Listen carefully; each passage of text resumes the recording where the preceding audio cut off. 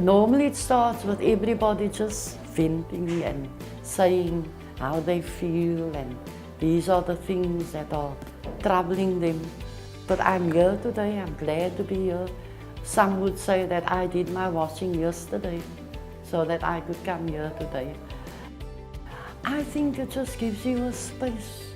The space, I think, starts with where you are and the reason why you are at the circle. For us, the Women's Circle is a community-based organization. The information that people get in our workshops, it is helpful for them to help their community grow. At first, I was invited to an event of Women's Circle, and I found it, but this thing is very interesting. It deals with women, that women are going through. And that is where I started to be part and parcel of the Women's Circle, and I found out there's a lot of things that we learn. Especially there's people in the houses that don't know nothing.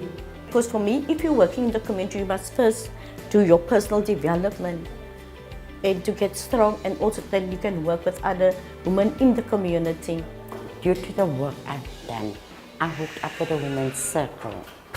And yes, I come a long way with the Women's Circle, and I had a lot of education through them.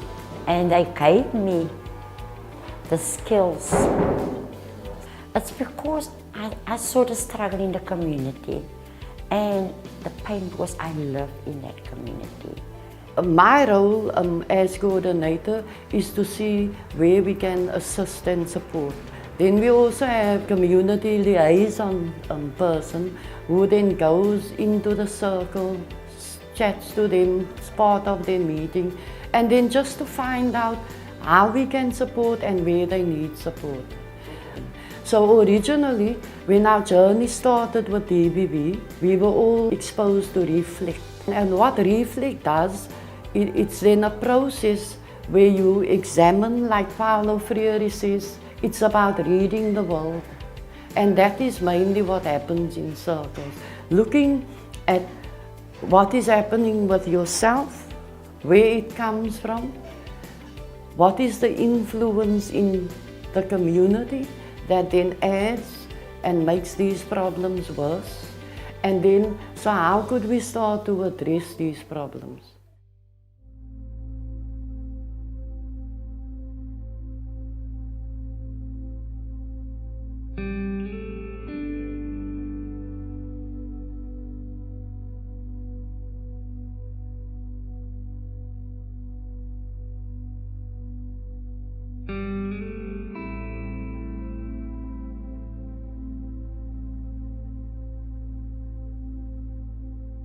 The women that are in the circle has challenges within their house, in their home, with their kids. I think we all know that it is older women have now become mothers due to the challenges of substance abuse and addiction, and that children are parentless. I see the need in our community. There's the gangsterism, there's social issues, there's a lot of social issues. There is children that is roaming the streets in the morning. So what do we do? The people of all these places, Guguletu, Nyanga, Philippi, Samora, all the surrounding areas in Guguletu, they are attending at our day, and it is full. Queues, and people are tired. There's even no place to sit, and even when it is raining, people don't have a place to go and hide for the raining, and that is where they get sick. At the moment, our main problems is in our community is our gender-based violence, our women who get abused, and where we as Women's Circle will try to get in people to come and have workshops in our women's circles.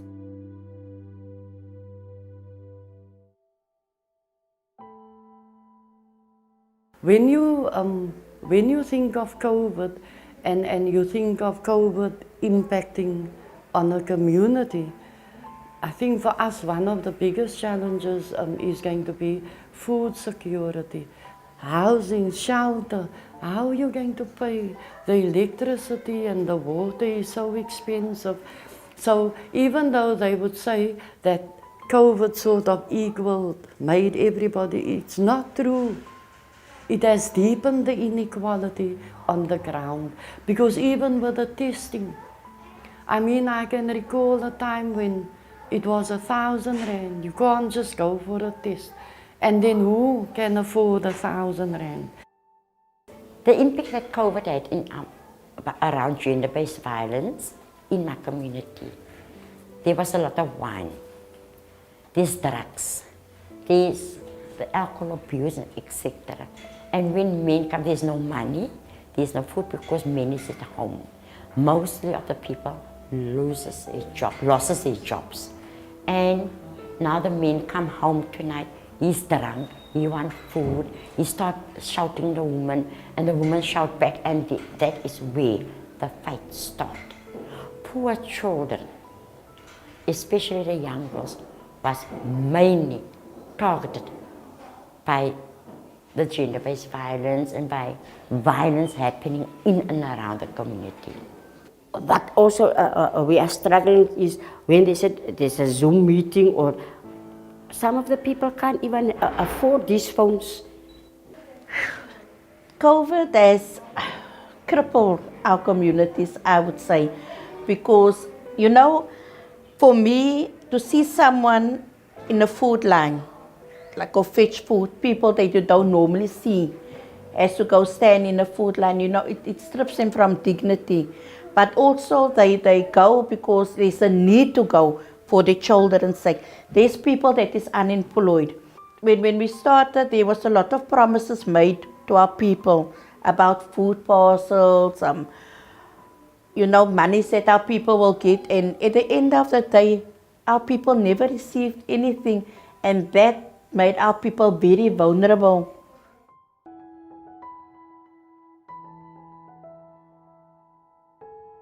So how could we start to address these problems? So when we look at the systems, if we look at the systems in place now, many of them, they come from the top, but then they stop at a particular level. So I think what we try to do then is to then take our challenges up so that we can meet that system there and then interact with that system. Which means then, so it starts within your community. I mean, I have a good example of the park that the Silvertown community did. It started with 2 people having a discussion. It then went to 5 women sitting and saying we need action. It then went to going around to everybody's house in the community with a little explanation letter saying that the park has become delinquent. There's no space for the children to play. Around the park, there's many social issues like shebeens, lolly dens, and all of those. So how do we then, which tactics can we use to push it back? Because we have a good understanding that these problems are deep-seated, they are rooted. It's very difficult to say I'm going to tackle that problem, but there are parts of a problem that we can tackle. So using the reflect and the tools, so we work with charts and cookies, we use problem trees to unpack a problem, we do community mapping, we do household mapping, so that you can understand that even within your house there are systems. But then also, you see, not all of us are qualified to maybe bring that expert education. So what do? We partner with organizations that specialize in that particular area. Many of us has gone on to study at UCT because of the TWC program and the TWC. It's not like a legal partnership, but it's a tacit partnership where we can then identify women from the community that has been involved in the activities and say, if you want to go and study, here's an opportunity. It's the same with the salon that we are linking to a women's health clinic. Sometimes we do have women that come in here very distressed, and mainly elderly women. And what can we do? We could give them a little hand massage, that's what we do. Or we soak their feet, do something. It's a different approach. Where we can have the youngsters to come and do some training. So they will do the manicures and the pedicures, they will get training on that. So this is actually just to create a space for them where they can come and learn more about manicures and hairdressing and braids and all of that. Every now and then, a woman, even men, needs a little bit of pampering because they don't get it at home. Some women are being abused and they keep it all in here.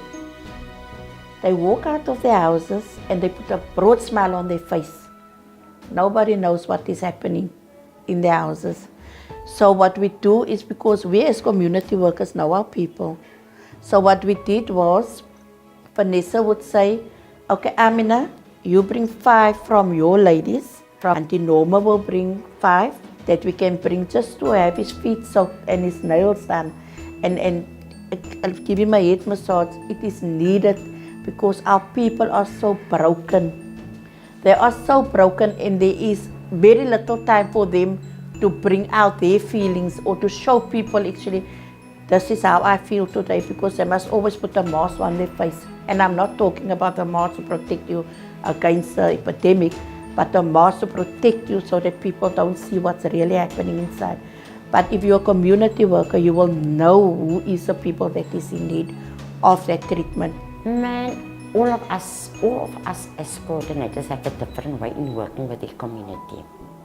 What I can say about it, if I goes out of my house and I see a bunch of young men or women sitting on the street corner, they're on drugs, they don't work, I will go to them, I will interact with them, I will ask them, is this the life that you want to live? Can't you come out, look at our soccer field, look at our fields around us. Can we do something in order for me to help you?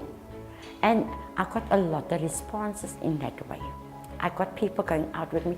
We started the veggie garden in our community in order to sustain our community, to sustain those people. What we are doing, we are a few ladies. Some of us are in connection with the health committee, health forums. We are having our meetings, we are having also our workshops. We are also invited to some stakeholders when they have events. We go and participate in their events. And also what I'm also doing is I'm assisting also rape victims at the court. But I like to walk alongside them just to get better. And where we do, I also do the workshops where they get healing, where they go on a journey to get the healing. Because for me it's important when women enjoy women's group, they must get healing. That's important.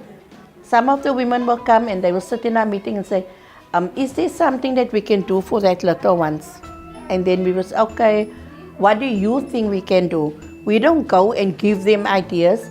They must come up with the ideas because it's their community. We move on. So they must come up and it must be sustainable.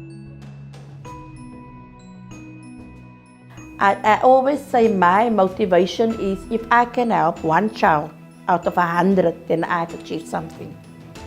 So motivation and also support from the city and from other organizations, that is the things that must come into our areas, and that will also keep us as community workers motivated to push through. When you've been on the Scuttleband,